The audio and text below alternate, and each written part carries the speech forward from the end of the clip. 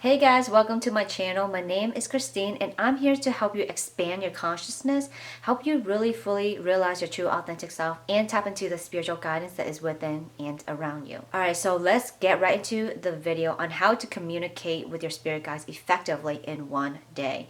So communicating with your spirit guide isn't something that's complex. There's no complex or concrete way to communicate with your spirit guides.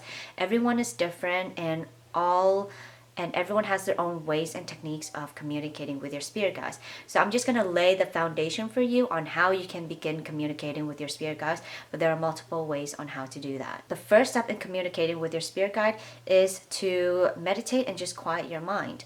Now, quieting your mind doesn't necessarily mean that you have to get rid of your thoughts. It's all about observing your thoughts, acknowledging it, and just letting it go. And just be in this meditative state until you feel that you have good control of your thoughts and not much things are popping up and everything's just kind of like calm. Then what you want to do is stay neutral. And staying neutral is all about focusing on the center of your head. Because when you're neutral, you don't allow thoughts, feelings, or anything else to affect the outcome of this communication. The third step is to create a protection barrier that surrounds you. So you can visualize a rose expanding around your space. You can visualize just a protective bubble around your space. You can visualize anything to protect yourself around your space. It's all about the intention that you create when you form this bubble of protection around you. And it's also important to say a prayer of protection, because a prayer of protection will allow only positive energy to come through and only allow spirits of the highest light and love to come through. If you don't say a prayer of protection, you're basically allowing a lot of energies to come through, ones that you don't want and the ones that you want. So it's good to be specific when you set these intentions and these prayers of protection and this bubble of protection. You can make up a prayer of protection on the spot. It doesn't really matter as long as the intention of it is to have protection around you and to let your spirit guides know that you're ready to communicate with them and you only allow the energies of the highest vibration to come through. Fourth, be ready to receive and set your intention. Setting an intention is important because you're allowing the universe to receive your messages. And once you set your intention, the universe and the subconscious mind knows on what they're supposed to do to help you with your intention. And it helps your spirit guides know that you're ready to open and receive. Next, all you have to do is invite in your guides. So you can just say, Spirit guides, I am open to receiving divine messages from you. What do I need to know now? You can introduce yourself or just relay some divine messages to me on what I need to know. And if you can also be very specific by saying, I would like to see images. I would like to feel sensations on my body. I would like to just get a sense of knowing. Or I would like to see a specific number or a specific color. It just doesn't really matter. You can be as specific as you want, but I suggest that you are fully open to receiving any type of messages, because especially as beginners, sometimes we're always, looking for that specific sign. So just become aware of what messages come through by being fully open to receiving any type of messages. Next, all you have to do is become aware now, because you already set the initial invitation to invite in your guides. All you have to do is become aware. Awareness can be your physical body, the physical sensations that you feel. So you may feel kind of like a pressure on your forehead or a tingling sensation on your skin, or you can feel some type of emotions, or you can see images visually, or just get a sense of knowing. So being aware is like tuning in to all your psychic abilities, all your clair abilities, kind of tuning into all your senses. It's about utilizing all your senses to be able to connect to the divine and understand the messages that they're coming through. They could show you symbols, they could show you images, they could show you the past, they can show you a lot of things. They can show themselves to you. They can also touch you, which is where you might be feeling some type of sensations on your physical body. You can even feel internal sensations as well. And you can be very blissful, very peaceful, very happy. And it's all about becoming more aware of your surrounding internally and externally. Then all you have to do is repeat. You may not be able to contact and connect with your spirit guides the first time because sometimes it does take practice, and your spirit guides are very respectful of your space. Your spirit guides don't want to freak you out because then you might not be open to receiving guidance like how you are now. So keep trying until you're able to receive messages. I have a few tips for you as well, so it will be easier for you when you're connecting with your spirit guides. The first tip is to actually be open to receiving. So you may feel like, oh yeah, I want to receive messages from my guide, but then you have this fear inside of you that's like, I kind of want to, but then I don't because, like I don't know what's going to happen. So it's like you're kind of like halfway. You're not fully open. You're just kind of open, So you really want to be ready and fully receive, because when you're fully available and you're fully present and you're fully aware, you're able to distinguish the messages that are coming through, whether it's really from your thoughts and make up stories or whether it's really from your spirit guides. Another tip is to just relax. Relax, because being in a state of relaxation allows intuition to work, allows yourself to fully receive. Whenever you're just panicked or you're scared, those are the times when it's hard for you to actually think clearly. It's actually hard for you to connect to your intuition and to get the answers you need. So just relax. Also, take on a childlike personality and attitude. You want to be curious. You want to have fun. You just want to explore, You're not trying to take it so serious. Like, if I don't get it on my first time, then this thing doesn't work.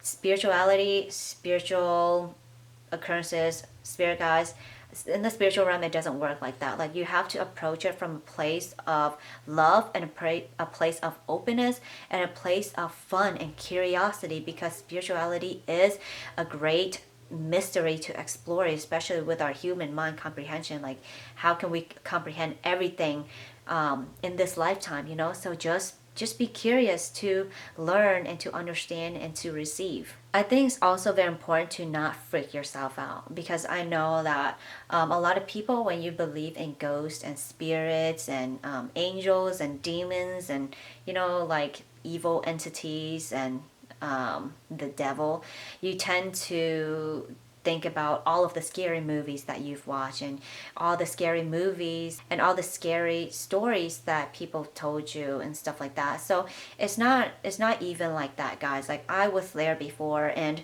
that was one of the reasons that prevented me from actually jumping into the spiritual realm and digging deeper into spirituality in the first place, is because of my fear of what can come through.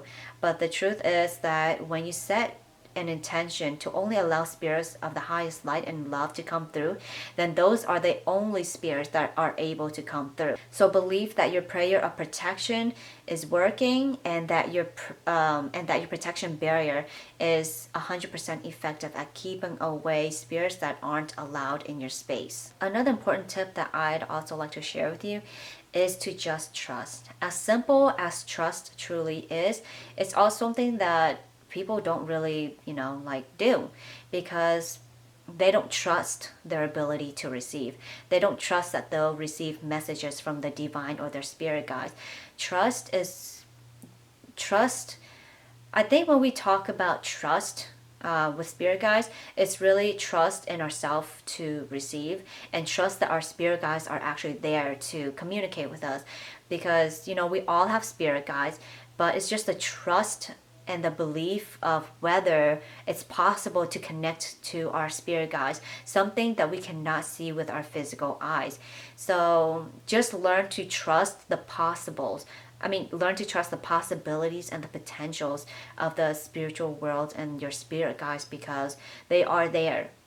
And I also would say to trust yourself with whatever comes through to you, because an example would be when I first started communicating with my spirit guide, that I was meditating, and then the name John kept popping up, and I was like, no, like John is just such a common name. I just didn't believe that is one of my spirit guides or my loved ones, because it's just John, and John is just too ordinary. No offense to anyone named John, but that's just I'm just being honest. That's just what my thoughts were. And then I was looking at another video on YouTube, and one of the speakers were saying, trust the name that comes through. And then I kept seeing John or hearing John again, but I still didn't believe it. And so I got a spiritual mentor, and then my mentor asked me to connect with my spirit guide and to see if a name pops up. And then the name John popped up again. So I told my spiritual mentor, I'm like, yeah, the name John popped up. I don't know if I'm making it up or if it's real. And then he connected with my spirit guide, and he said, yes, John is real. John was trying to connect with you. So that's how I knew that it was real. So just don't try to analyze and rationalize anything that comes through, because when you do that, then you're going to start using your left brain. And that is the analytical reasoning, rationalizing brain. You want to be utilizing the right brain, where it's all creative, where it's all spiritual and intuitive.